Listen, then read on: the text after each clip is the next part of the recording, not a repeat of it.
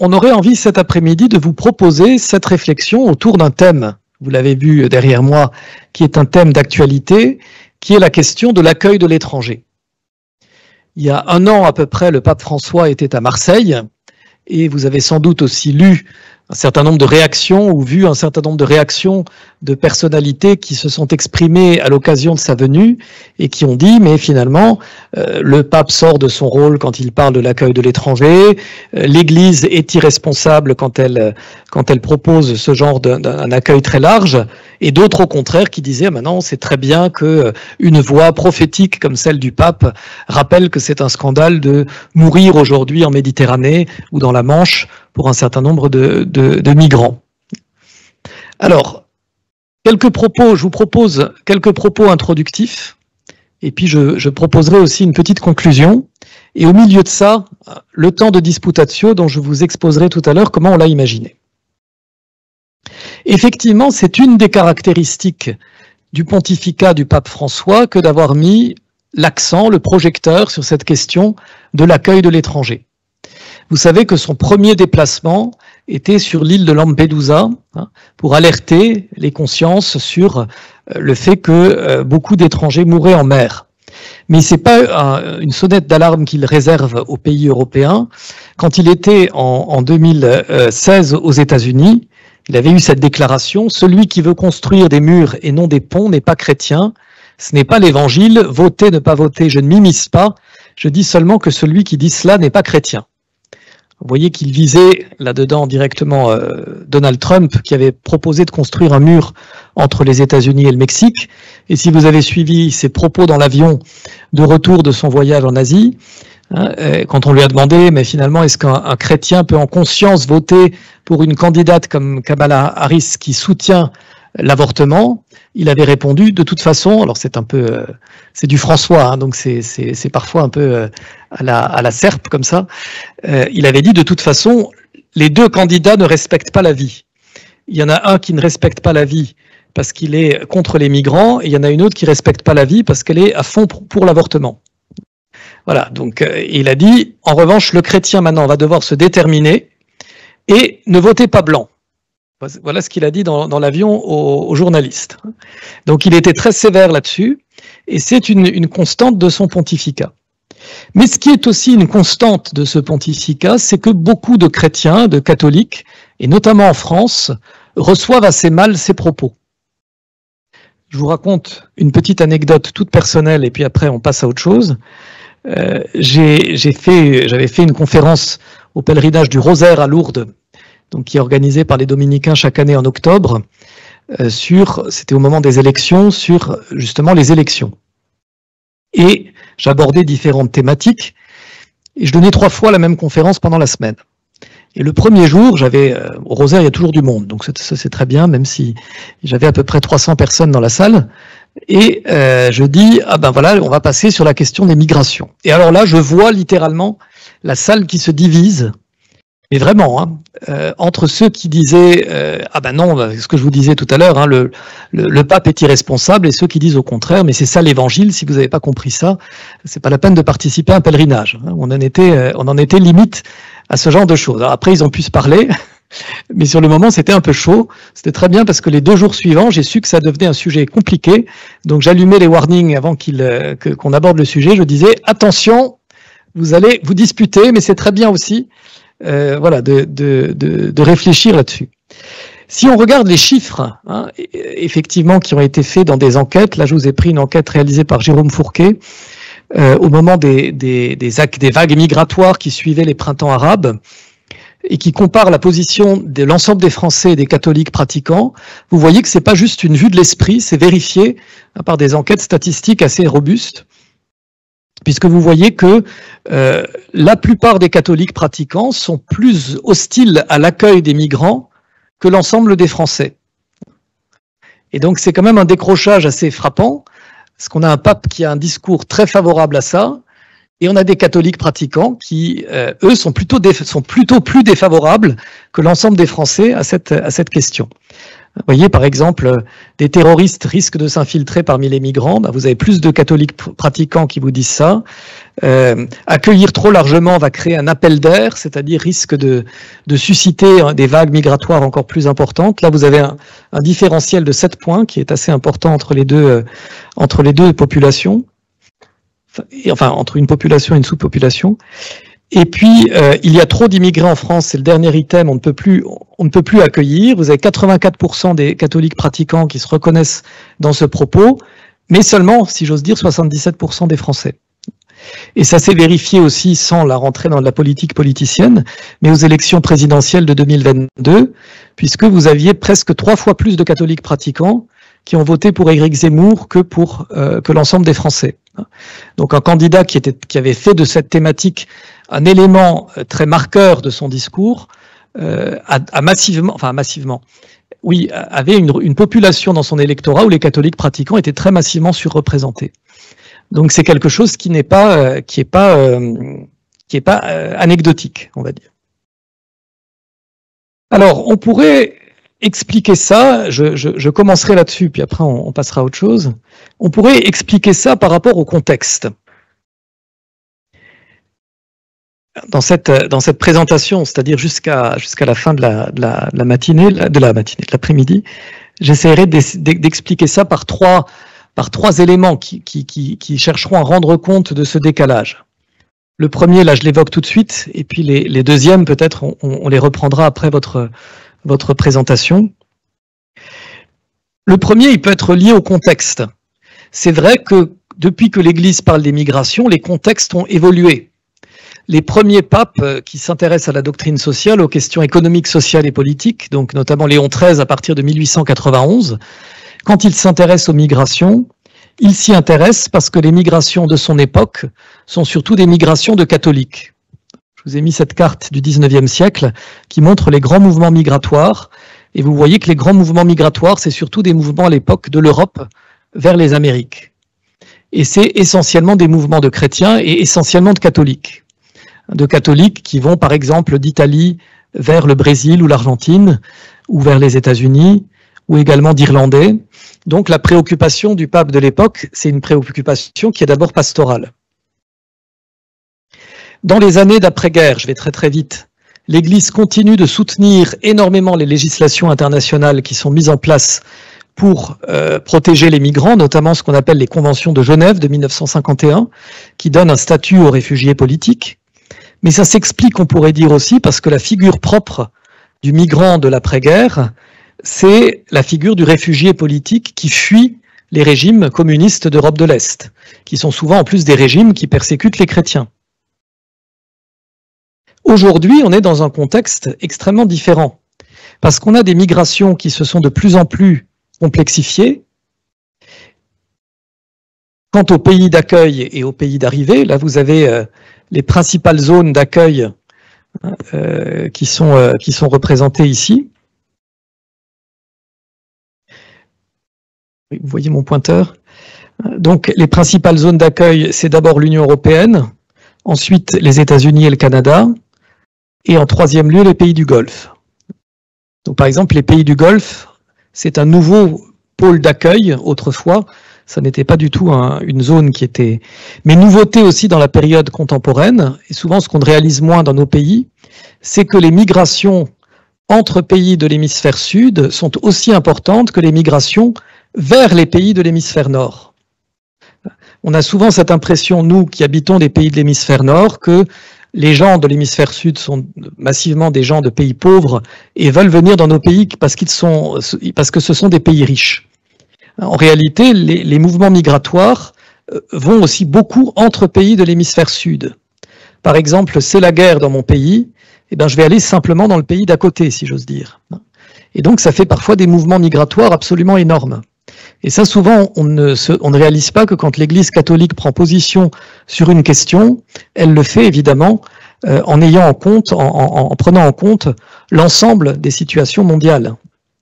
Autre élément tout à fait intéressant de la période contemporaine, c'est qu'une nouvelle cause de migration se développe et risque de se développer de plus en plus.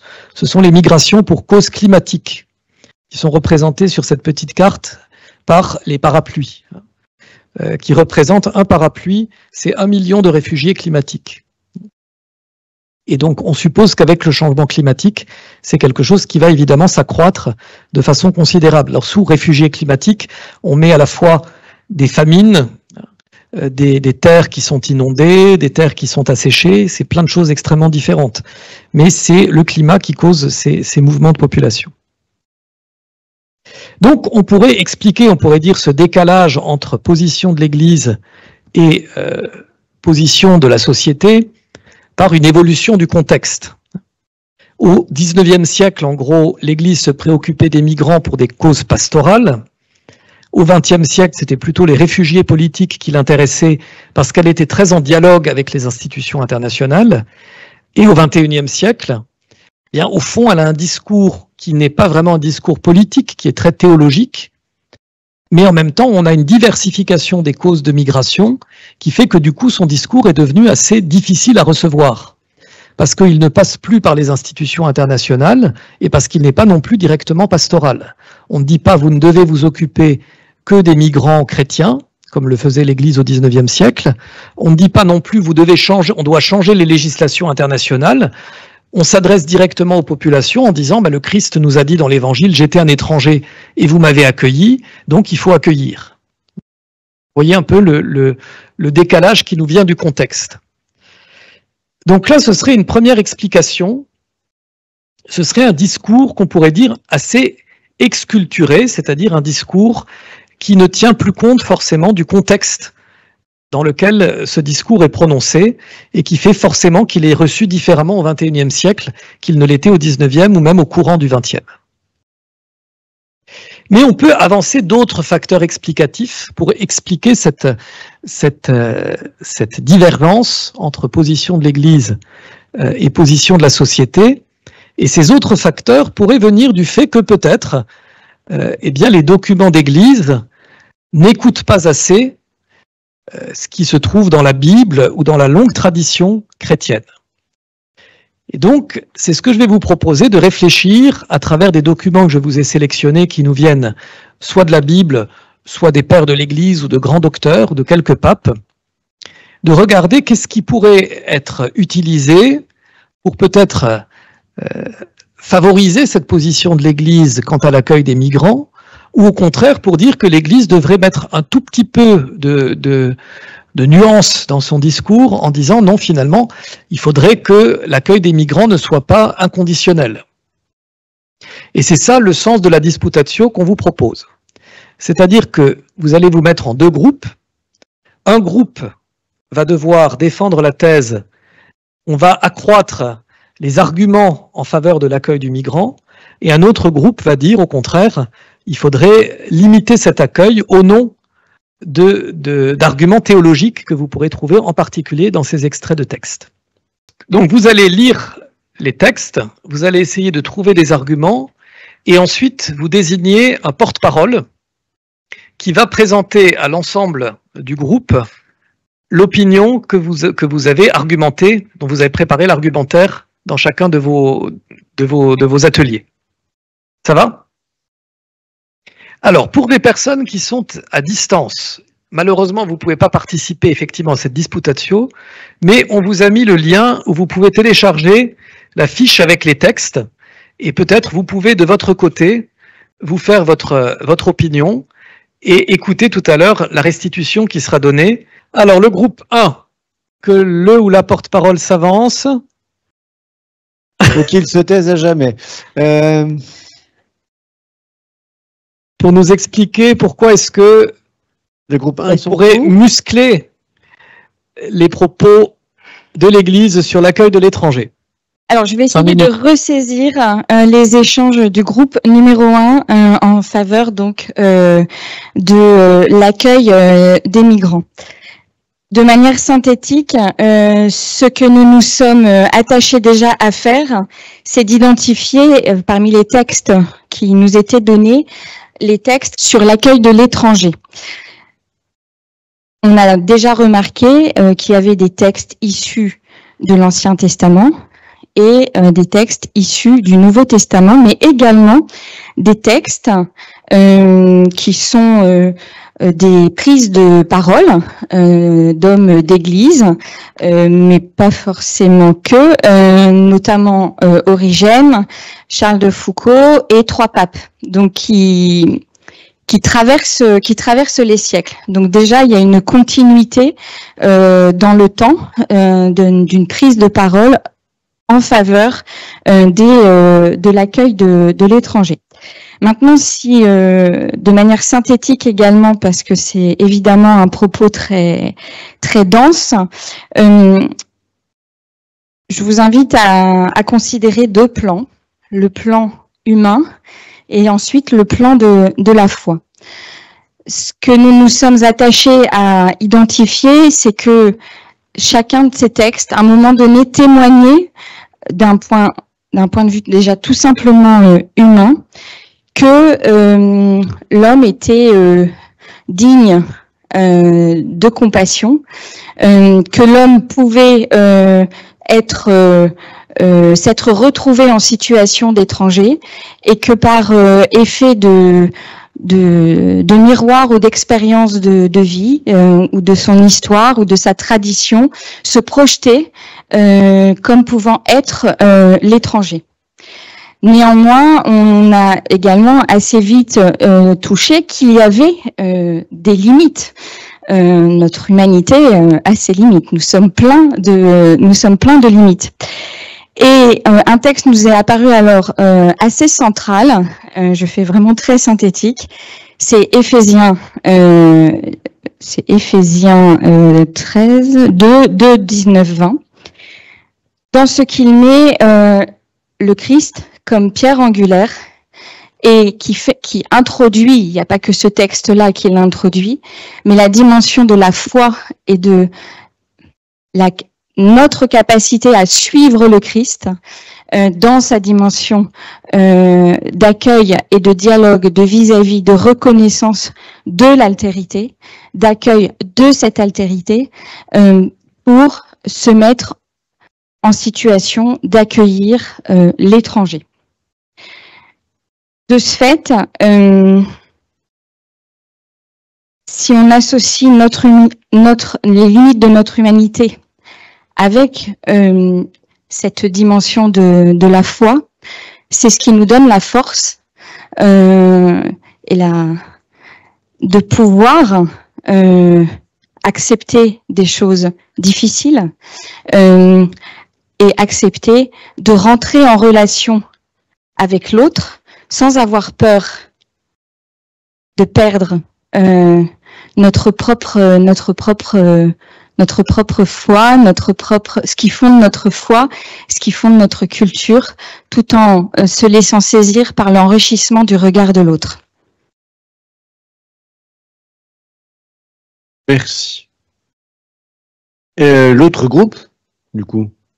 Alors, ça va être beaucoup plus synthétique.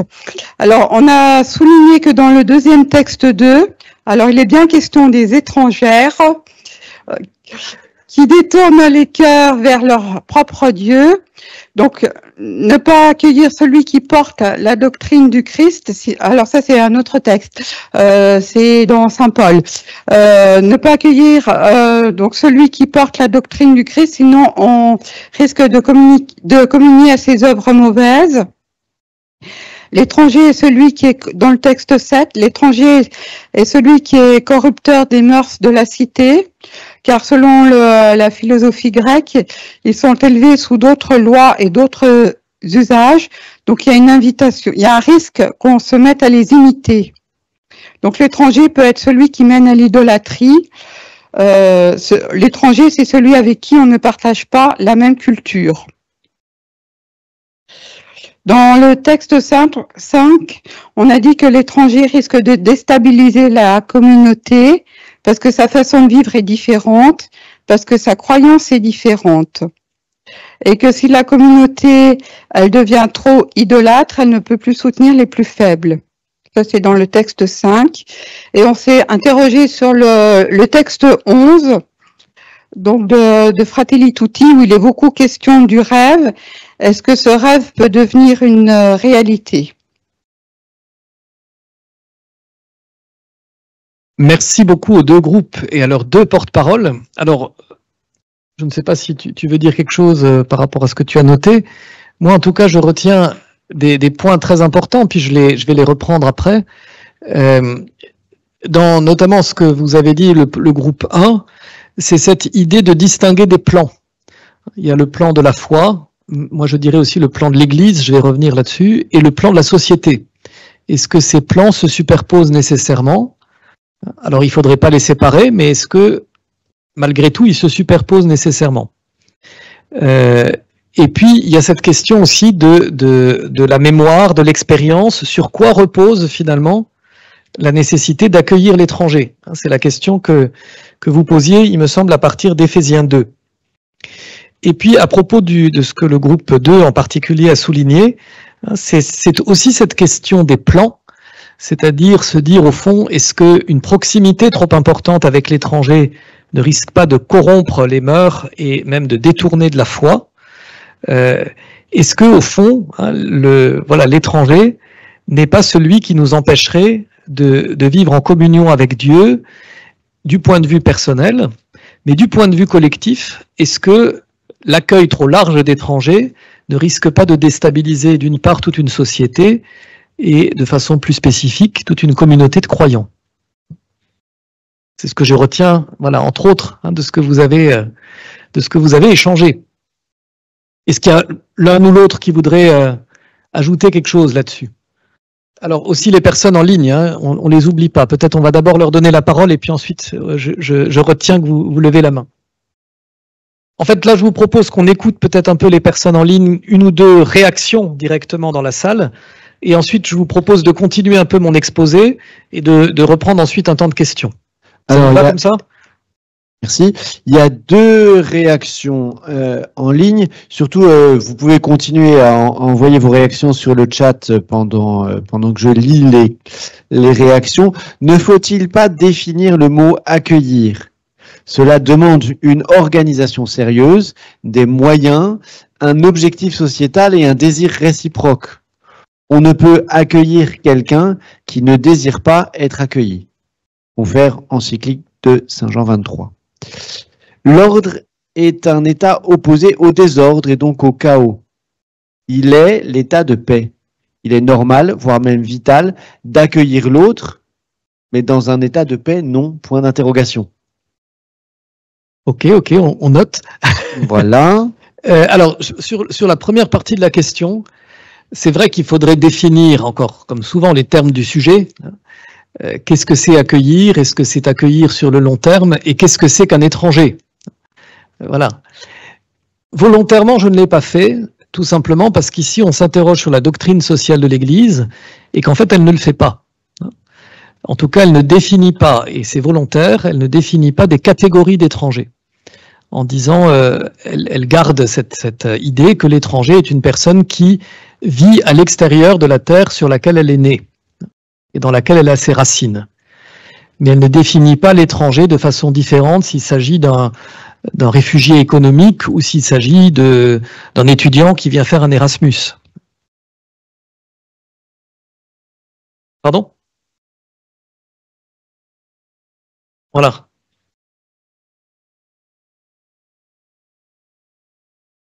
Alors, non, là j'exagère un peu quand elle dit elle ne définit pas à ce point, c'est-à-dire qu'elle prend en gros certains critères qui sont d'ailleurs ceux des institutions internationales. C'est une résidence de plus d'1 an, en fait, dans un pays qui n'est pas le sien. Et c'est vrai que ça recoupe des catégories a priori très différentes. Bon, donc elle ne le définit pas. Et là, elle se situe dans une veine, j'y reviendrai, très biblique, qui consiste souvent sur les questions morales. Dans la Bible, quand vous ouvrez la Bible, c'est rare qu'on se demande pourquoi est-ce que la personne est dans cette situation quant au traitement qu'on lui réserve. On constate que la personne est dans une situation particulière, mais on ne lui dit pas pourquoi est-ce que tu te retrouves dans cette situation. Vous voyez, par exemple, tu es étranger sur ma terre, je vais me comporter vis-à-vis de toi de telle et telle manière, mais peu importe que ce statut te vienne du fait que tu aies fui une famine ou que tu aies fui, par exemple, une persécution politique. Ce qui compte, c'est ton statut ici et maintenant. C'est pas qu'est-ce qui t'a conduit à être dans cette situation. Alors, une question. C'était pas une question, c'était un commentaire par rapport au texte de Alors il y avait Charles de Foucault et puis le pape François qui disait en fait mais l'étranger, on est étranger sur cette terre nous-mêmes. Donc qu'est-ce qu'un étranger? Ça rejoint à dire qu'on est tous en pèlerinage, on est tous étrangers d'une manière d'une autre. Voilà, c'était juste un complément. Merci beaucoup. Alors, le but de cet exercice, c'était de vous montrer que effectivement, il y a quelque chose d'intéressant à se glisser dans la peau théologique de quelqu'un qui pense autrement, et puis de vous faire aussi travailler de façon un peu plus dynamique que si je vous les avais fait défiler à 15h30 l'après-midi. C'est pas très rigolo, les textes que je vous ai donnés ici. Mais si vous voulez, je continue un peu cet exposé qui cherche à comprendre quels sont les problèmes qui peuvent se poser, pourquoi est-ce qu'il y a peut-être une non-réception ou une mauvaise réception des propos pontificaux sur cette question. La première limite que je vous ai mentionnée ici, c'était la question d'un discours qui, parce qu'il n'est plus tout à fait dans les critères, on va dire, de ceux qui sont ceux du monde contemporain, est un discours qui n'est pas reçu compte tenu du moment de l'histoire où il est prononcé. Les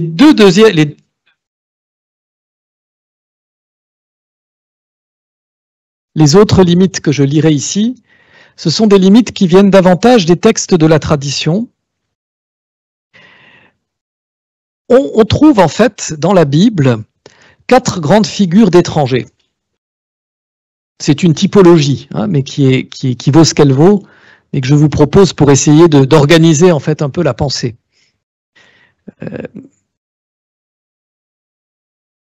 4 grandes figures d'étrangers. Vous avez d'abord l'étranger pauvre.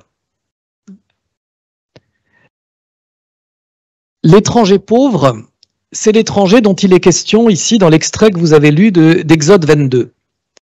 C'est-à-dire celui qui est associé à ces 2 grandes catégories de pauvres que connaît la Bible, que connaît notamment le Pentateuque, que sont la veuve et l'orphelin. La veuve, l'étranger et l'orphelin, c'est un petit peu le trio des pauvres dans le Pentateuque, dans les premiers livres de la Bible.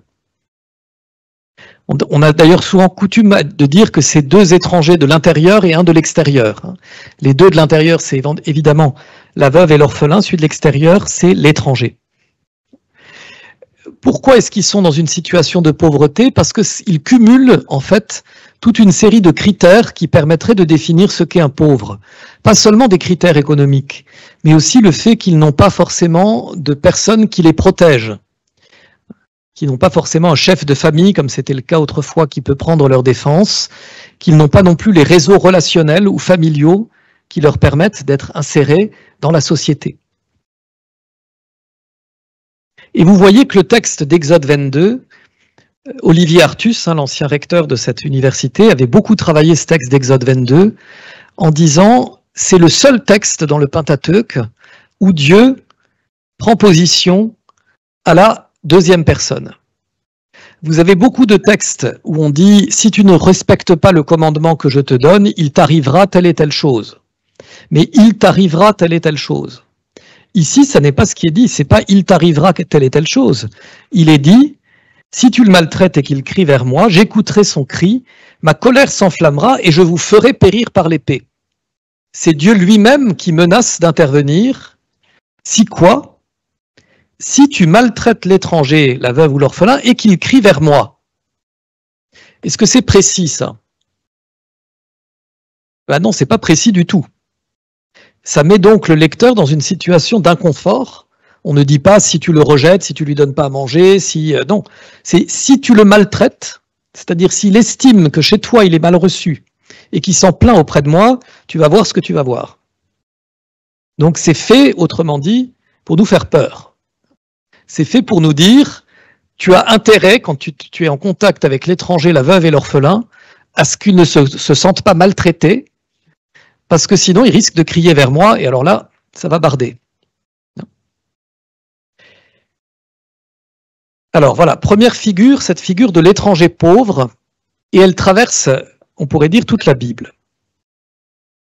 Vous avez une deuxième figure dans la Bible qui, pour le coup, semble ne rien avoir avec cette figure de l'étranger pauvre, c'est celle de l'étranger menaçant. Et c'est ça qui est très intéressant aussi du point de vue de la méthodologie de théologie morale quand on utilise la Bible, hein, quand on se confronte à la Bible. La Bible n'est pas un manuel de morale qui nous dirait « Ah ben la Bible dit sur l'étranger qu'il faut l'accueillir ». Non, elle dit des choses qui semblent contradictoires et qu'il faut qu'on assume dans notre réflexion chrétienne. C'est là que commence, je crois, la théologie. Donc, deuxième figure de l'étranger dans la Bible, c'est celle de l'étranger menaçant. Et là, vous en avez une illustration dans le texte 2. Vous voyez que c'est une thématique qu'on revoit assez régulièrement. L'étranger, si tu le fréquentes de trop près, il va te détourner de Dieu. Il va te faire perdre tes coutumes et il va faire en sorte que tu t'éloignes du culte que tu rends à Dieu. Et l'exemple, alors vous savez que c'est interdit dans les législations du Pentateuque d'épouser quelqu'un qui n'a pas la foi d'Israël, et une femme en particulier, même si Moïse le fait. Vous voyez, c'est toujours les contradictions intéressantes de la Bible, hein, ça. On dit, tu n'épouseras pas une étrangère, sauf que Moïse, il épouse Séphora, qui en est une. Et puis là, on voit le roi Salomon, qui, parce qu'il a plein de concubines étrangères, se détourne de Dieu. Mais on pourrait citer aussi le livre des Maccabées, hein, qui sont fascinés par la coutume, par la culture grecque, et qui du coup font finir par, beaucoup de juifs, justement pas les Maccabées, mais beaucoup de juifs vont se détourner de la culture grecque, qui est une culture prestigieuse, et parce qu'ils la fréquentent d'un petit peu trop près, eh bien vont se détourner du vrai Dieu. Oui, j'ai une question du coup qui vient. Voilà, ça y est, ça marche. J'ai une question qui vient dans le chat juste à ce que tu dis par rapport à l'étranger menaçant. J'ai été très surpris par votre statistique distinguant la société française dans son ensemble et les catholiques en particulier quant à leur vision de l'accueil des étrangers. Mais je me demande s'il n'est pas normal que certains chrétiens craignent encore l'islam, vu l'hostilité réelle ou fantasmée d'une minorité de musulmans. La peur entraîne l'exclusion, l'exclusion la division, et la division est un prérequis au mal. Oui, mais la peur est inévitable aussi. Alors, on est tout à fait dans la thématique là, mais j'aimerais bien peut-être reprendre la question après, quand j'ai fini de parler de mes catégories. Il y en a 4, donc il en reste 2. Si vous tenez toujours. Bon. Troisième catégorie qu'on trouve dans la Bible, c'est la catégorie de l'étranger riche. C'est-à-dire l'étranger qui va, parce qu'il est d'une autre culture, m'apprendre quelque chose sur ma propre foi. Très étonnant de trouver ça, y compris dans l'Ancien Testament. Mais vous le trouvez dans le livre de la sagesse. Par exemple, le livre de la sagesse, je n'ai pas la référence exacte ici, mais je vous la cite comme ça de mémoire. Le livre de la sagesse dit que la meilleure chose que l'homme peut acquérir sur terre, c'est la justice et la tempérance, la prudence et le courage. Ça vous fait penser à quoi, ces 4 C'est les vertus cardinales. Est-ce que les vertus cardinales, ça nous vient directement de la tradition juive? On ne sait pas très bien, je parle sous le contrôle des philosophes ici présents, mais les traces qu'on en trouve, c'est évidemment plutôt chez les penseurs grecs, notamment chez Platon.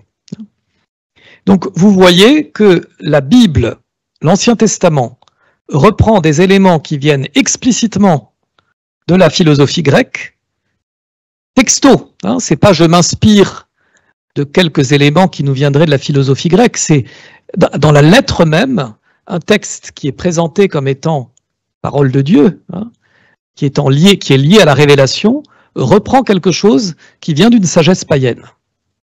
Et c'est pas un hasard, les écrits de sagesse sont extrêmement fréquemment dans cette logique-là dans la Bible, et même certains spécialistes de la Bible, par exemple Stéphanie Antonios, estiment qu'il y a en fait 3 catégories de livres dans la Bible.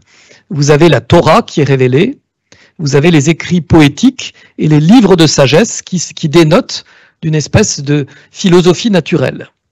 Un petit peu comme si Dieu, quand il se révèle, disait je me révèle à travers la loi que j'ai donnée à Moïse et à travers ma parole adressée aux prophètes qui viendrait par une révélation un peu mystique, mais aussi tout ce qui est bon dans la sagesse humaine, même quand ça n'est pas le fruit d'une révélation, vient de moi aussi, et le croyant se doit de le reconnaître. Et ça, c'est très présent déjà dans l'Ancien Testament. Livre de la Sagesse, chapitre 8, verset 7. Merci. C'est mon ami Google qui m'a aidé. Merci Google, merci Gonzague. Veut-on devenir juste? Les labeurs de la sagesse produisent les vertus, elle enseigne la tempérance et la prudence, la justice et la force d'âme, et rien n'est plus utile aux hommes dans l'existence. Merci. Sagesse 8, 7. Et puis, quatrième catégorie, c'est l'étranger non pas pauvre, non pas menaçant, non pas riche, mais l'étranger que j'appellerais icône. C'est-à-dire qui nous renvoie, et vous l'avez pressenti dans vos lectures de texte, qui nous renvoie vers une réalité qui est plus haute que lui, vers une réalité spirituelle. Fréquenter l'étranger, c'est se confronter à quelque chose qui dépasse finalement une expérience purement sociale et purement politique. Et cette figure de l'étranger icône, on peut la décliner à divers degrés. Ça peut être l'étranger qui est d'abord icône de la condition du peuple. Dans le livre de l'Exode, par exemple, on dit tu respecteras l'étranger parce que, vous l'avez lu, c'est le texte 1, vous avez été étranger dans le pays d'Égypte. Donc l'étranger, il est icône de ce que vous avez été autrefois. Dans le livre du Lévitique, on trouve la même justification. On dit tu respecteras l'étranger parce que vous êtes tous étrangers sur cette terre. Vous voyez, c'est une autre type de justification. C'est pas une référence au passé, c'est une référence à l'expérience présente. Aujourd'hui, sur cette terre, il faut considérer que tout ce qui nous appartient, en fait, nous est donné par Dieu. Donc, l'étranger nous renvoie à ce qui est notre condition présente. Et puis, l'étranger icône, c'est aussi l'étranger icône du monde à venir. Et ça, si vous prenez les grands prophètes, ils ont beaucoup cette tradition-là dans l'Ancien Testament.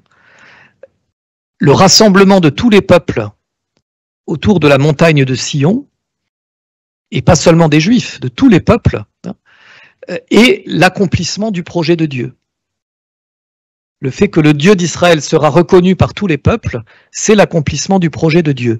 Donc, la réunion, on pourra dire, des étrangers au sein d'un même culte rendu à Dieu est déjà la manifestation ou l'anticipation du projet de Dieu pour l'humanité.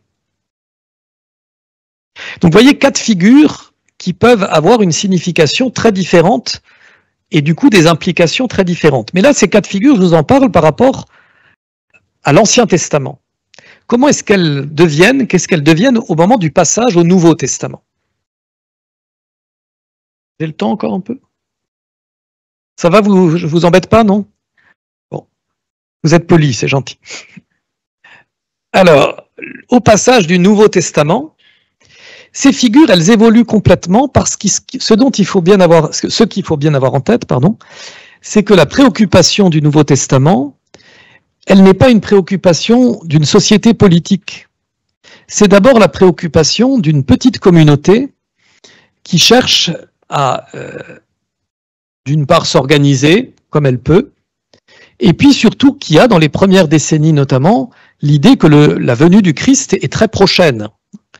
Donc, leur but n'est pas forcément de changer les législations de fond en comble, et leur but n'est pas non plus de dire c'est nécessaire de changer ces législations, parce que de toute façon, le Christ va venir prochainement. Donc on n'est pas du tout dans la même logique que la logique de l'Ancien Testament, qui est la logique d'un peuple organisé avec une loi et qui se projette sur des décennies, voire des siècles. Et du coup, la grande idée qui préside aux communautés chrétiennes du Nouveau Testament, c'est de dire on accueille tout le monde et personne ne doit être exclu de cette participation à la bonne nouvelle que le Christ nous a annoncée, d'autant que le Christ lui-même, et puis encore plus les apôtres, si vous ouvrez les actes, font cette expérience que le salut est ouvert à toutes les nations et pas seulement à Israël. C'est l'expérience de toute une série de franchissements de frontières que fait le Christ dans son ministère public. C'est l'appel qu'il fait aux disciples, baptisez toutes les nations au nom du Père et du Fils et du Saint-Esprit. C'est l'expérience de Paul Et puis c'est l'expérience de Pierre, notamment quand il va visiter le centurion Corneille. Donc les textes du Nouveau Testament vont beaucoup mettre en avant l'image de l'étranger pauvre, le pauvre à accueillir, confère Matthieu 25, qui était reproduit ici. J'étais un étranger, vous m'avez accueilli. Accueillir l'étranger, c'est être en contact avec Dieu lui-même. Va beaucoup mettre en avant la figure de l'étranger riche, mais encore plus la figure de l'étranger icône. C'est-à-dire l'étranger m'ouvre à cette réalité qui va bientôt se manifester, le fait que Dieu veut rassembler tous les peuples autour de lui, et que déjà dans les communautés chrétiennes, déjà dans l'Église, s'anticipe ce projet de Dieu sur l'humanité. Une catégorie qu'on oublie un petit peu plus, c'est la catégorie d'étrangers menaçants, parce que l'étranger n'est pas menaçant en tant que tel, à partir du moment où il est prêt à se convertir au Christ. Le seul qui peut être menaçant, ce serait celui qui donne une mauvaise doctrine. Et ça, c'est ce que vous avez dans le texte 5. Celui qui demeure dans la doctrine, il a, lui, et le Père et le Fils. Si quelqu'un vient à vous sans être porteur de cette doctrine, ne l'accueillez pas chez vous et ne lui souhaitez pas la bienvenue. Qui lui souhaite la bienvenue communie à ses œuvres mauvaises. C'est la deuxième lettre de Jean. Donc l'idée, c'est de dire, celui qui viendrait m'enseigner une mauvaise doctrine, eh bien lui, je ne dois pas l'accueillir. Vous voyez ce point de bascule entre Ancien et Nouveau Testament.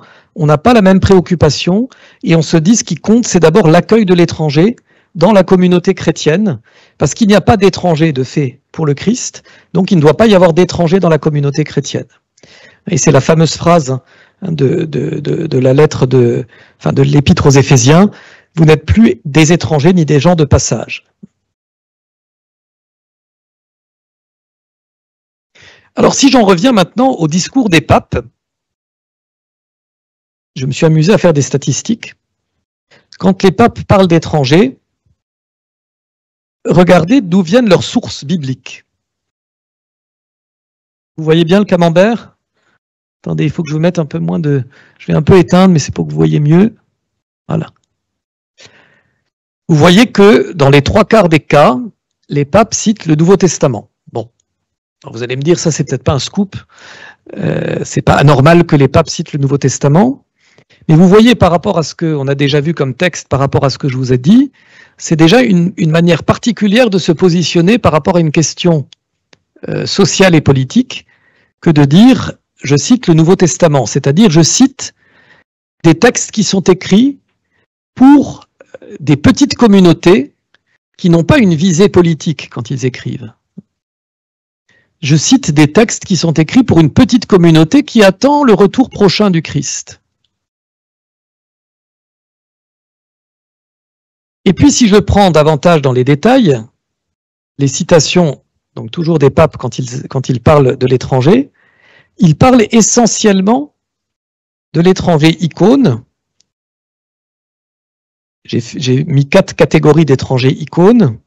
L'icône des origines, l'icône du monde à venir dont on a parlé, l'icône du Christ lui-même, j'étais un étranger et vous m'avez accueilli, et puis l'icône de l'Église. C'est-à-dire, et ça c'est le texte de Jean-Paul II que vous avez au texte 10, le fait d'avoir une communauté nationale, le fait d'accueillir beaucoup d'étrangers de façon plurielle, renvoie l'Église à ce qu'elle est, renvoie l'Église à son mystère, qui est une communauté sociale qui rassemble des hommes de toute culture et de toute religion, de toute provenance. C'est ce que Jean-Paul II dit dans son message de février 99. L'Église est de par sa nature solidaire avec le monde des migrants, qui à travers la variété de leur langue et de leur race et de leur culture et de leurs coutumes, lui rappelle sa condition de peuple provenant de toutes les parties de la terre en pèlerinage vers la patrie définitive. Cette perspective aide les chrétiens à abandonner toute logique nationaliste et à se soustraire aux étroits schémas idéologiques. Donc c'est le texte de Jean-Paul II, le texte 10. Autrement dit, on fait découler de façon assez rapide c'est un jugement de valeur, mais je l'assume, on fait découler de façon assez rapide ce qu'est le mystère de l'Église sur ce qui doit être la réalité des sociétés politiques.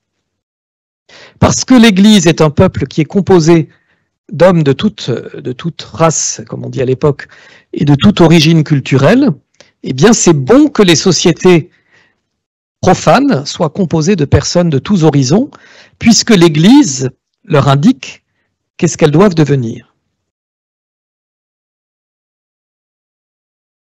Et ça, c'est un petit problème, je trouve, parce que c'est un passage en force, en réalité. Et c'est ça que je verrais, si vous voulez, comme... Tout ça, c'est fait pour qu'on en discute après, hein. C'est pas... Donc voilà, ne vous choquez pas, formalisez pas. Au contraire, choquez-vous pour que vous puissiez discuter tout à l'heure. C'est peut-être une deuxième frontière de ce discours de l'Église sur l'accueil de l'étranger. Est-ce que ça n'est pas au fond un discours qui parle plus de l'Église que de la société? Est-ce que quand l'Église dit, au fond, aux sociétés, vous devez accueillir massivement, et là je ne m'arrête même pas, si vous voulez, sur le fond de la proposition, je m'arrête sur l'argumentaire qui est mobilisé. Quand l'Église dit, vous devez accueillir massivement, est-ce qu'elle parle d'elle-même en disant aux sociétés, il faut que vous m'imitiez, ou est-ce qu'elle parle des sociétés en les prenant au sérieux comme étant des entités propres? Et la question est grave, hein. Parce que vous savez qu'une des grandes caractéristiques du christianisme, c'est de dire laissez à César ce qui est à César et à Dieu ce qui est à Dieu. C'est de dire le pouvoir religieux ne doit jamais dicter au pouvoir politique sa manière d'être. Sinon ça s'appelle de la théocratie. Il y a une séparation des domaines qui doit exister. Il peut y avoir une inspiration évidemment qui est donnée par le pouvoir religieux. Il n'y a jamais une superposition. Le pouvoir religieux ou la société religieuse ne doit pas être forcément l'image de ce que sont les sociétés politiques. Est-ce que, au fond, on ne tombe pas un petit peu dans ce discours-là, quand on dit, ah ben, puisque l'Église accueille largement, les sociétés doivent accueillir largement? Peut-être que derrière cette réception problématique qu'il y a des discours des papes sur l'accueil de l'étranger, il y a une espèce de réaction pour dire, ce qui est du domaine, ce qui est recevable dans une communauté de croyants, ne l'est pas toujours forcément dans une communauté politique, au sens large. Ça va sur la compréhension? Donc j'avance encore un peu? Gonzague me regarde avec crainte. Ah non, mais je laisse beaucoup de temps pour la discussion. Là, j'en ai encore pour une petite dizaine de minutes. Ça va? Merci, Christine.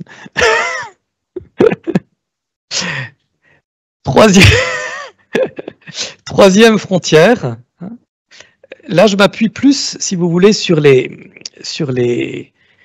textes qui vous ont été distribués, sur la tradition plus longue, hein, qui a été donnée.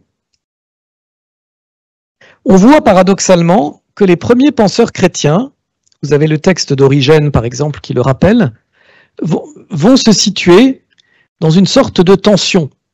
Ils vont à la fois dire on ne peut pas faire de la question de l'accueil de l'étranger une question secondaire, parce que dans toute la Bible, Ancien comme Nouveau Testament, on voit que c'est une question centrale. Donc le chrétien, il ne peut pas la mettre à la poubelle, cette question. Origène a une très belle lecture là-dessus, où il dit, au fond, la condamnation de Sodome, d'ailleurs c'est quelque chose d'assez courant, la condamnation de Sodome ne vient pas d'abord de crimes sexuels, comme souvent on l'entend, mais la condamnation de Sodome dans la Genèse vient du fait que les habitants ont fermé la porte à l'étranger. Le crime de Sodome, c'est un crime de refus d'hospitalité, et c'est pour ça que Dieu a détruit cette ville. Donc, les premiers penseurs chrétiens disent c'est pas du tout anecdotique de fermer sa porte à l'étranger. En même temps, et là vous l'avez, je saute les siècles allègrement, mais vous l'avez dans les deux textes de saint Thomas d'Aquin que je vous ai donnés, en même temps, vous voyez, au fur et à mesure que l'Église s'installe dans les sociétés occidentales, notamment dans les sociétés dites de chrétienté, elle se rend bien compte que la réalité de la gestion de ces sociétés ne peut pas être un décalque pur et simple de ce qu'étaient les petites premières communautés antiques chrétiennes. Et vous voyez un saint Thomas d'Aquin, c'est le texte 7, les deux textes 7, qui dit bien, ça peut être dangereux de trop commercer avec l'étranger. Il reprend des arguments qui nous viennent de l'Ancien Testament, en disant quand on raisonne au niveau d'une société tout entière, ça peut devenir un petit peu compliqué d'être trop confronté aux étrangers, Parce que ça peut nous conduire, encore une fois, c'est l'argument de l'Ancien Testament, à nous détourner du vrai Dieu.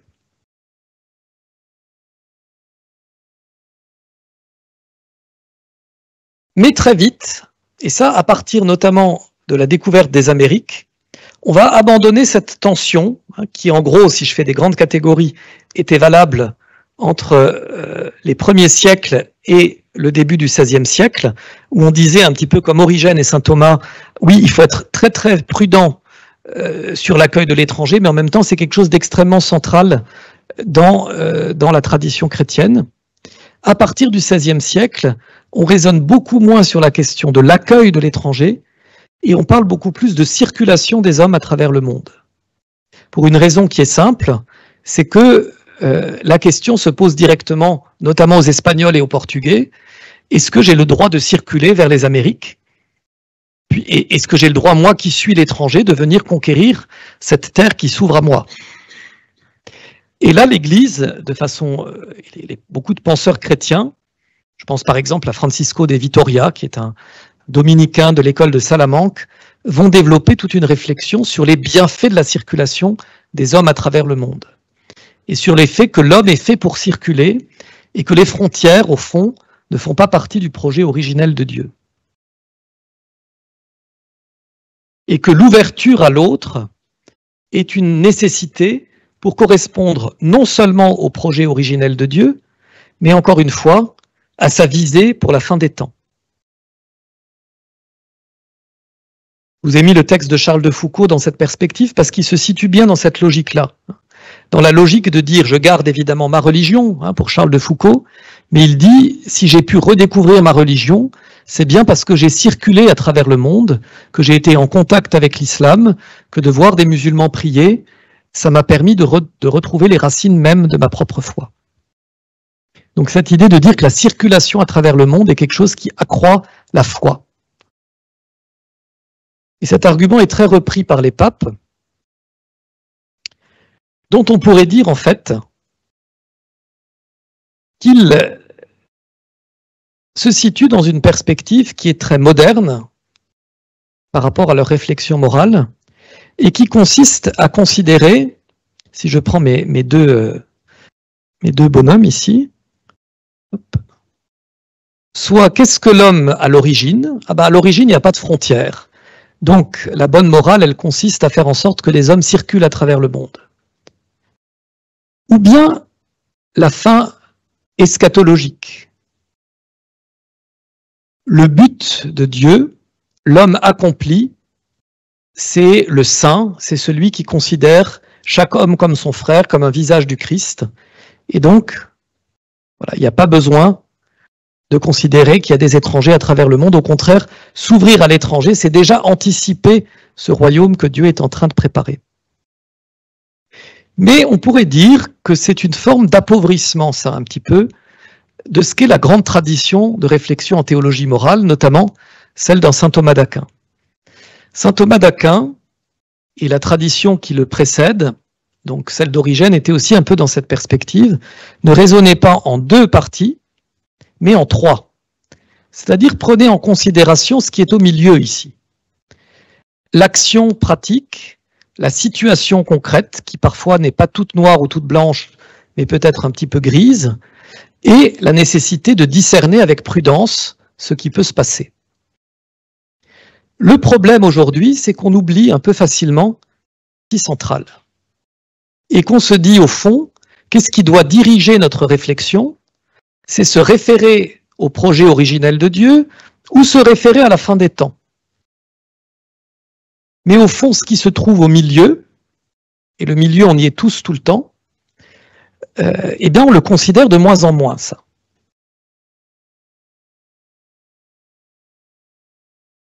Et si je veux être un peu polémique, je dirais que l'Église, quand elle parle peut-être des migrants, elle vous parle beaucoup de l'origine. Qu'est-ce que Dieu veut à l'origine? Il n'y a pas de différence entre les hommes. Qu'est-ce qu'il veut à la fin des temps? C'est ce que disent Jean-Paul II et le pape François. À la fin des temps, tous les hommes seront rassemblés autour de Dieu. Oui, ok, mais entre deux, comment on s'en sort? Et je continue d'être polémique, mais avec beaucoup de respect pour les papes. Mais je crois que le rôle des théologiens, c'est d'être aussi un peu les poils à gratter de temps en temps, de poser des questions. est-ce que dans le domaine de cette morale sociale, on ne retombe pas dans les mêmes questions qu'on a souvent soulignées à propos de la morale sexuelle? C'est-à-dire, vous voyez, la morale sexuelle, souvent, dans l'Église, elle vous parlait soit beaucoup de nature, qu'est-ce qui est contre nature, qu'est-ce qui est mauvais, qu'est-ce qui est... voilà. Ou elle vous parle, ça c'est plus récent, beaucoup en des termes très mystiques. Voilà, comment l'union de l'homme et de la femme permet d'accomplir l'union du Christ et de l'Église, etc. C'est très beau. Mais au milieu de ça, dans la vie quotidienne, quand vous êtes ni tout à fait dans le lien à la nature, ni tout à fait dans l'union mystique, comment est-ce qu'on vit une vie quotidienne? En famille, en couple. Voilà. La question, c'est un peu la même chose.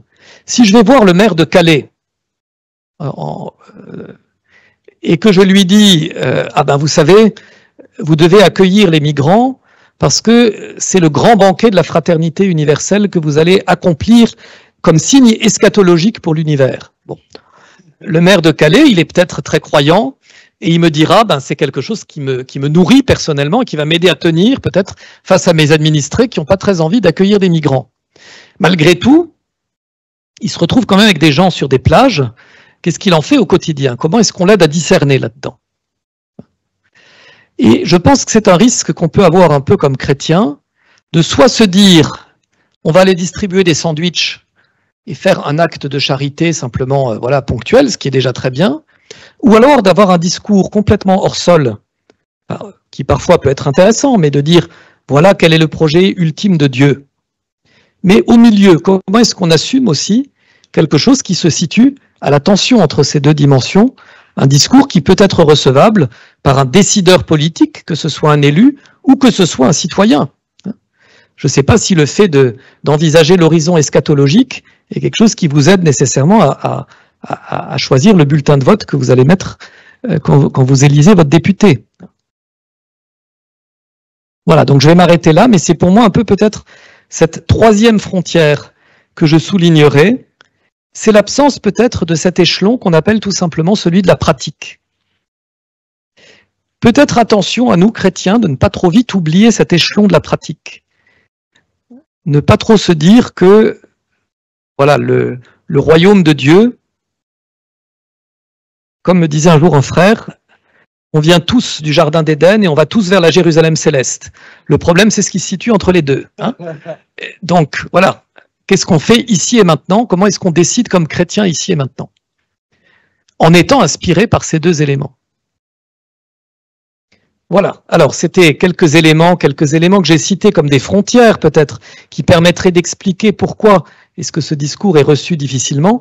Mais le but, c'est aussi qu'on puisse en discuter théologiquement. Donc, la parole est à vous ici dans la salle, mais aussi pour les gens qui sont à distance.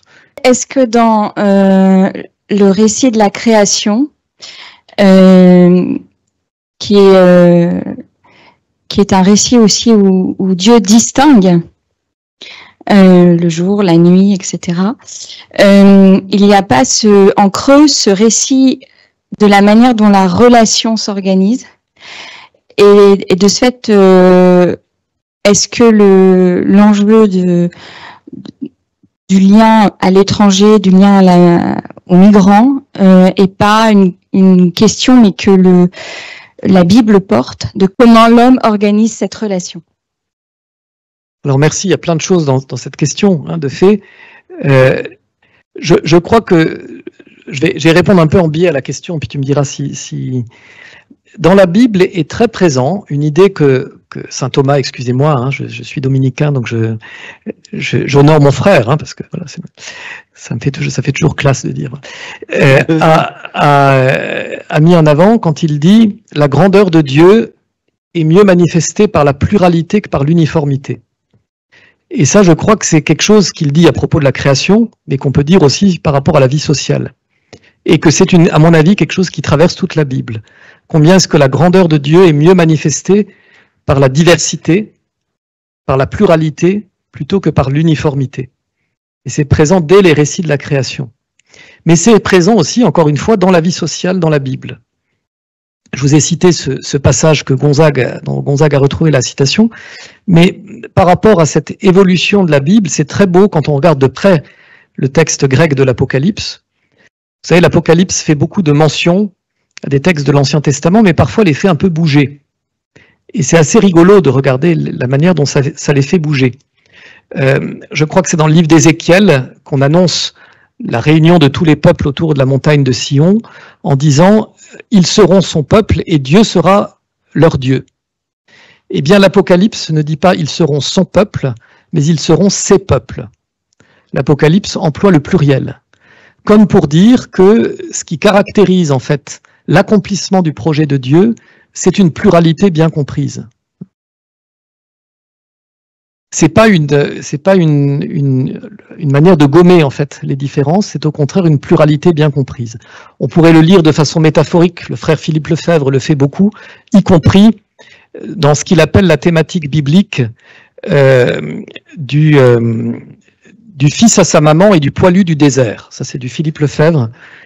Si vous connaissez Philippe Lefebvre, vous savez qu'il a de l'humour là-dessus. Le poilu à sa maman, c'est par exemple Ésaü. Non, le poilu du désert, je veux dire, c'est Ésaü. Et puis le fils à sa maman, c'est par exemple Jacob. Mais vous retrouvez cette thématique dans d'autres lieux de la Bible, et notamment entre Jésus et Jean-Baptiste.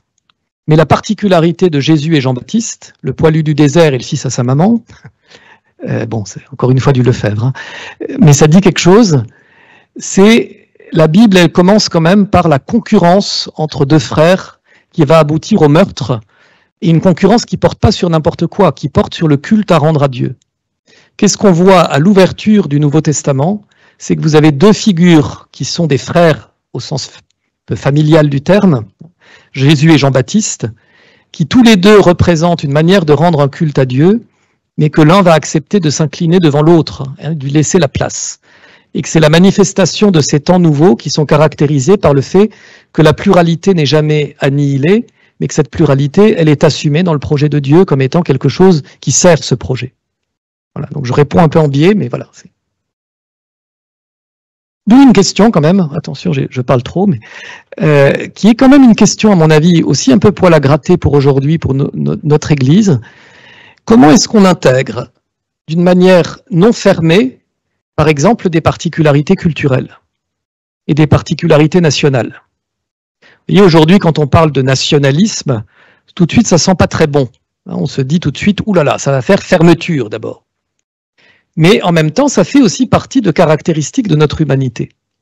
Comment est-ce qu'on peut intégrer une identité bien comprise, une identité nationale bien comprise, qui n'est pas une identité de fermeture, et qui n'est pas une espèce de volonté de tendre vers une forme d'uniformité qui ne correspond pas pour le coup au projet de Dieu. Voilà, alors la question c'est, est-ce que les rites chrétiens qui ont été inculturés, par exemple le rite zaïrois, maintenant qu'on appelle congolais d'ailleurs, qui ont été adaptés, je veux dire, à la liturgie catholique, est-ce que c'est de cette nature en fait d'une... Alors moi je dirais oui à 100%, mais je remonterai plus haut. Il me semble qu'anthropologiquement, c'est une des particularités aussi du christianisme d'être une religion qui n'a pas de langue sacrée. Si vous prenez l'islam, il y a une langue sacrée, c'est l'arabe. Si vous prenez le judaïsme dans une autre proportion, l'hébreu a un caractère quand même sacré dans le sens où encore aujourd'hui, un jeune juif, il doit apprendre à lire en public la Torah en hébreu. Dès l'origine, dans le christianisme, vous n'avez pas de langue sacrée. Et ça se manifeste encore aujourd'hui dans un événement qui est un des événements un peu phares d'une liturgie chrétienne, par exemple le début du ministère d'un nouveau pape ou l'enterrement d'un nouveau pape, symboliquement l'évangile est proclamé en grec et en latin. C'est-à-dire il n'y a pas une langue qui nous permet de proclamer l'évangile et de célébrer Dieu. Et vous citez le rite zaïrois, mais il y a beaucoup d'autres rites. D'ailleurs, le rite zaïrois est en fait une adaptation du rite latin. Donc c'est pas un rite à proprement parler. Il faudrait parler d'un point de vue liturgique plutôt des rites orientaux comme le rite copte ou le rite melkite, etc. Voilà, au moment où ça s'est mis en place, il y avait une question de nationalisme, nous dit Marie-Étienne Belly à ce moment-là. Et c'est vrai qu'il y a cette idée de dire on peut proposer finalement l'évangile avec des diversités culturelles. Il y a quelque chose qui est juste là-dedans. Je répète, la question c'était, il y a des gens qui regrettent le grégorien, le latin parce que c'était dans le même sac. Alors, je vais pas rentrer là-dessus directement. parce qu'on peut dire effectivement qu'il y a quelque chose là qui peut être une question de lien à une tradition plus ancienne pour les latins, hein, ou de lien à une réflexion, voilà, de savoir comment est-ce qu'on fait évoluer aussi une liturgie. Joseph Ratzinger, par exemple, a trouvé que la réforme de la liturgie avait été faite peut-être un peu trop rapidement au moment du Concile Vatican II, je rentre pas là-dedans, mais je trouve que par contre, vous voyez, les gens qui regretteraient le grégorien en pensant que le grégorien est la seule expression possible de la liturgie catholique, là c'est tout simplement une erreur fondamentale. Et je le souligne d'autant plus qu'on l'entend assez régulièrement. Je peux même vous en témoigner, j'ai fait mon noviciat avec un Égyptien, copte. Et très régulièrement, les bons catholiques français lui demandaient s'il était un converti de l'islam. Hein, alors que, voilà, un copte, il est chrétien, enfin, c'est de tradition avant les Européens. Hein. Donc, vous voyez, les Européens qui les regardaient de haut, un peu en lui disant, je vais vous apprendre comment est-ce qu'on célèbre bien la messe, comment est-ce qu'on chante correctement, etc. Il y avait quand même quelque chose d'un petit peu étonnant dans ce rapport-là, mais qui n'est pas rare. Hein. Moi, ça m'étonne aussi, je suis encore plus polémique, mais je m'en fiche maintenant, je suis... vous m'avez déjà grillé, Non, justement pas là. Ça m'a surpris, pour pas dire le contraire, sans entrer encore une fois dans le détail de la discussion, mais sur la méthodologie même de réflexion. Vous voyez, quand il y a eu le synode sur l'Amazonie et qu'on a proposé la possibilité d'ordonner des hommes mariés, on peut dire des tas de choses sur le sujet. Mais c'est quand même fascinant de voir que nous, les latins, on a très très peu avancé l'argument que c'est quand même quelque chose qui existe dans l'Église catholique, dans tous les rites orientaux pratiquement, depuis extrêmement longtemps. Et qu'on a quand même l'impression que le seul rite qui est quand même le vrai, c'est le rite latin. Et là, je crois qu'on aurait vraiment intérêt à redécouvrir ce que disait Jean-Paul II, c'est que notre Église respire de ces deux poumons. C'est-à-dire se disent à un moment donné, je me rends compte que oui, j'ai une tradition latine qui a sa cohérence, dont on peut regretter qu'elle ait, je sais pas moi, elle ait abandonné le grégorien, au contraire on peut s'en réjouir, j'en sais rien, mais en tout cas que la tradition latine n'est pas la seule tradition qui existe dans l'Église catholique. Moi j'avais une question, alors je suis assez étonnée que aucun des textes récents des papes ne mentionne le projet des sociétés pour les migrants. Comment les sociétés, en particulier occidentales, accueillent les migrants. Si en effet les papes nous encouragent à accueillir, mais que derrière l'accueil, nous proposons pour unique projet à ces personnes d'être nos femmes de ménage et nos maçons et les maintenir à ces positions, je préférerais plutôt des textes un peu plus virulents des papes pour demander une plus grande considération pour la personne humaine et de revoir ses projets vis-à-vis de ces personnes, plutôt qu'un encouragement à accueillir et, in fine, selon moi, créer des inégalités, si ce n'est parfois de l'esclavage humain. Merci, je crois que c'est une question aussi qui est tout à fait centrale. C'est derrière la question de qu'est-ce qui fait l'unité de nos sociétés. Et là, peut-être que notre réflexion chrétienne, elle pourrait être aussi un ferment qui permettrait de reposer cette question. Parce qu'il me semble que nos sociétés contemporaines, elles se posent assez peu cette question. Qu'est-ce qui fait l'unité de nos sociétés? On a, depuis la modernité, enfin depuis je parle encore une fois sous le contrôle des philosophes, alors j'ai très peur, mais depuis le tournant, on va dire, de la modernité, on a trois grandes réponses en sciences politiques sur qu'est-ce qui fait l'unité de nos sociétés. Vous avez la réponse qui a beaucoup été apportée en France, c'est des valeurs qui vont être consignées dans du droit. Donc c'est la reconnaissance de critères juridiques qui fait l'unité de nos sociétés. Et en France, on fonctionne quand même beaucoup comme ça. C'est notre constitution, c'est la déclaration des droits de l'homme. Alors ça, c'est le grand truc. La déclaration des droits de l'homme, c'est ça qui fait l'unité de la société française. Une autre réponse, ça a été l'unité fondée sur la culture, sur une culture partagée. Ça a été notamment l'élément qui a permis l'unification à la fin du XIXe siècle de l'Allemagne et de l'Italie, qui consistait à dire on s'unit parce qu'on partage la même langue ou parce qu'on partage des mêmes références culturelles. Alors en pratique, ces deux types d'unification s'interpénètrent. Je les sépare pour des raisons un peu de présentation.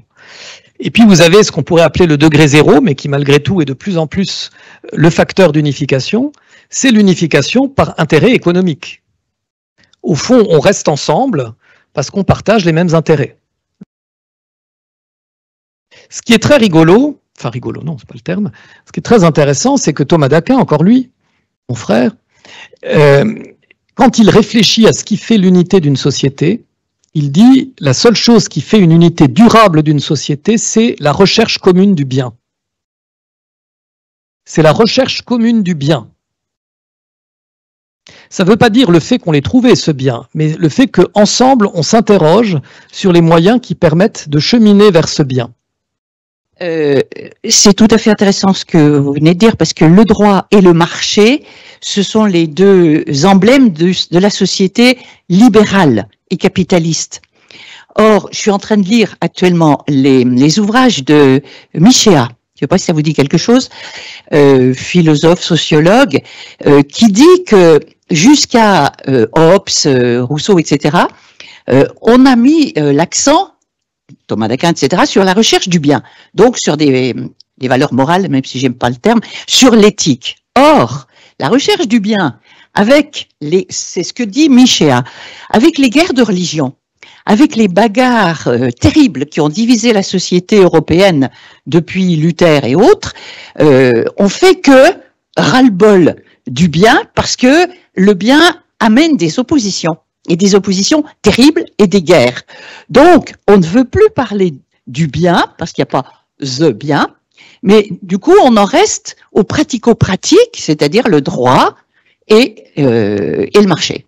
Alors, c'est terrible, hein, parce que c'est une analyse, c'est vraiment intéressant, hein, je suis en train de lire l'Empire du moindre mal de Michéa, c'est des choses intéressantes, mais en même temps, comment répondre? Et du coup, je rebondis sur votre frontière 3, absence de l'échelon de la pratique. Alors, c'est vrai qu'il faudrait en revenir à j'allais dire à la prudence, hein, à cette vertu de la prudence chez Aristote, qui suppose du discernement, qui suppose du débat, mais un débat qui serait de l'ordre d'une disputation comme ce qu'on est en train de faire aujourd'hui. Or ça, il faudrait peut-être l'enseigner dès les plus petites classes, apprendre à débattre sans se taper dessus, hein, mais vraiment une éducation à la disputation aux sciences médiévales, même si se taper aussi dessus de temps en temps.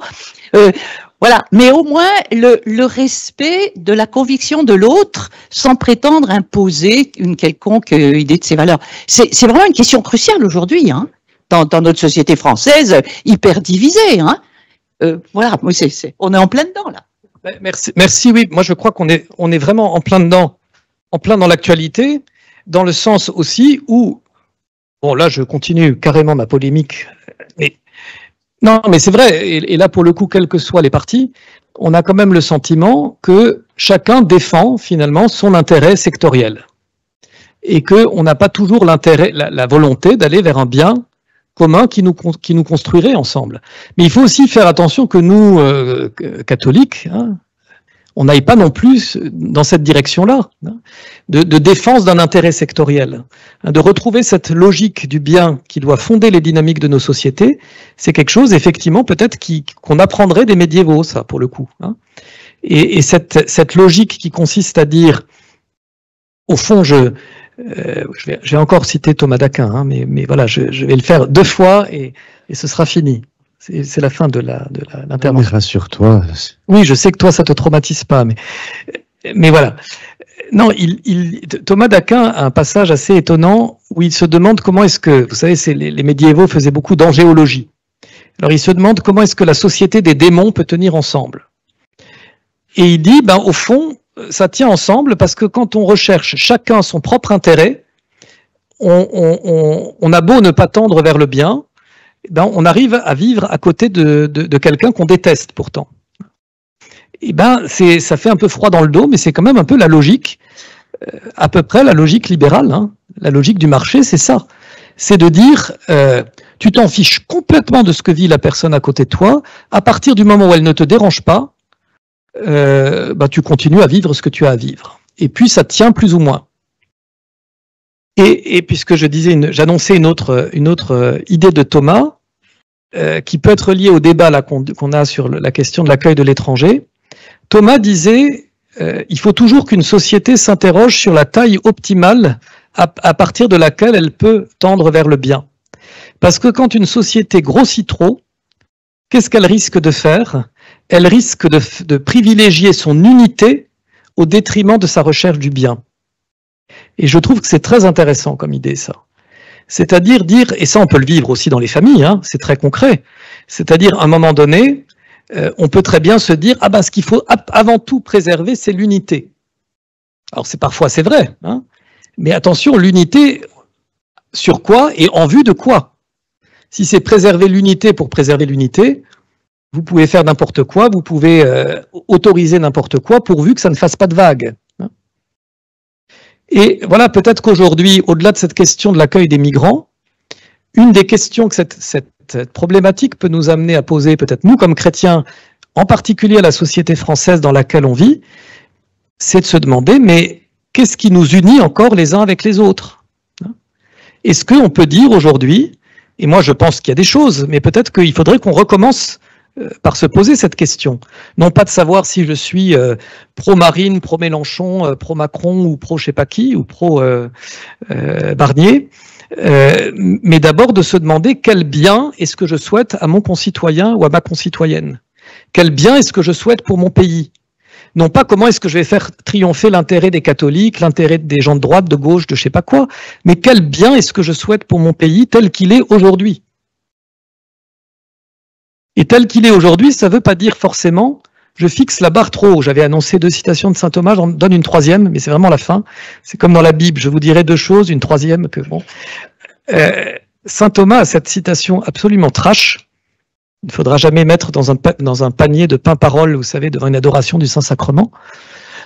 Saint Thomas dit que voilà, Dieu, parfois, il tolère dans le fonctionnement du monde certains maux en vue de bien plus grands. Et que parfois le chrétien, il fait cette erreur de se dire, je vais exiger des autres quelque chose de très élevé qu'ils ne peuvent pas atteindre, et du coup ça les pousse à commettre un mal encore plus grand. Donc il dit attention à celui qui décide, mais celui qui décide, c'est pas seulement celui qui a le pouvoir politique, c'est aussi celui qui vote. Celui qui vote, celui qui décide, doit prendre en compte qui sont ses concitoyens. Il ne doit pas simplement dire « Ah, ça c'est ce que je dois faire au nom de ma foi ». Non, mais qu'est-ce que je fais au nom de ma foi dans un contexte particulier? C'est la vertu de prudence dont on parlait tout à l'heure. Et saint Thomas, cette citation très trash, « Qui se mouche trop fort fait jaillir le sang ». Voilà, « Qui se mouche trop fort fait jaillir le sang ». C'est-à-dire, si je me mouche, c'est bon pour la santé. Si je le fais trop fort, ça devient un mal pour moi. C'est pareil, si je dirige une collectivité en ayant des niveaux d'exigence qui sont trop élevés, je risque de l'entraîner dans des maux qui sont plus graves. Donc la vertu par excellence de celui qui doit être dans l'accompagnement politique, c'est la vertu de prudence, c'est-à-dire qui ne perd pas de vue la fin, mais qui prend bien en compte les moyens. Et vraiment, je conclus là-dessus, mais vraiment, ce qui est génial, c'est que quand vous regardez dans l'Évangile, c'est la vertu de ce qu'on appelle les vierges sages. Dans l'Évangile, les vierges sages, vous savez, celles-là, les 5, il y en a 5 qui s'endorment, 5 qui restent éveillées, c'est pas qu'elles ne s'endorment pas qui fait qu'elles vont rentrer dans la salle des noces, parce qu'elles s'endorment toutes, mais c'est qu'elles ont fait preuve de prévoyance. Si vous regardez, d'ailleurs dans le grec de l'Évangile, c'est de phrodésis. Donc elles ont fait preuve de prudence, elles ont su mettre en adéquation la réalité de leur vie avec l'objectif qu'elles visaient. Ça, je crois que c'est une vertu chrétienne, non pas d'être seulement vers l'objectif idéal, mais de mettre toujours en adéquation cet objectif avec la réalité de notre vie et de la vie de nos concitoyens. Voilà. Merci beaucoup de nous avoir fait réfléchir et d'avoir permis ce temps de partage et d'interaction.